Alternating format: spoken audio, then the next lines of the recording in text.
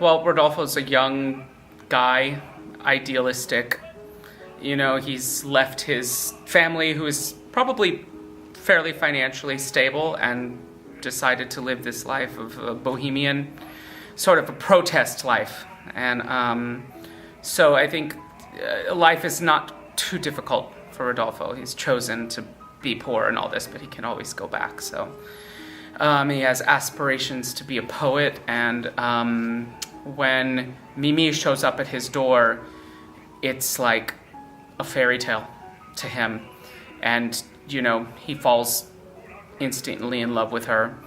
And everything's perfect, but down the line he realizes that she's very sick. And I think at his age and his probably maturity level, he's not really prepared to deal with that. Someone who is chronically, perhaps terminally ill. So that causes a big problem in the relationship. So I think it's a coming of age story. Rodolfo has to deal with some very difficult life lessons. And, you know, you don't find out if he ends up better or worse for it, because it sort of ends right, you know, when Mimi dies. So it's sort of a to be continued for his journey, but this is his arc in the story.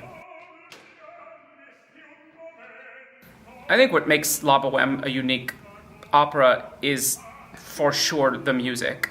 You know, I mean, there are a lot of love stories out there, and not all of them have that staying power that Bohème has. So I think Puccini is the reason that Bohème is such a huge hit. But I think also it's a very honest love story. It's not a happily ever after. And I think, you know, young people love love stories, old people love love stories, and I don't know, it's a kind of a very honest tale of love. It's not perfect. There is no perfect love, as we know, or as we will eventually know one day, everybody. So I think that's what's really, really magnetic about this piece. And also, like I said, the writing, I mean, there are just really no boring parts. Puccini doesn't waste any time in exposition. You know, the story is constantly moving forward, and that's very special for an opera. Very cold. I mean, I'm from Philadelphia, so we get snow and we get very cold weather, but yeah, I've never experienced, like I did yesterday, when the whatever was inside my nostrils was literally frozen, and when I moved my nose I could feel it all crinkling and cracking in there, which was a very new experience for me.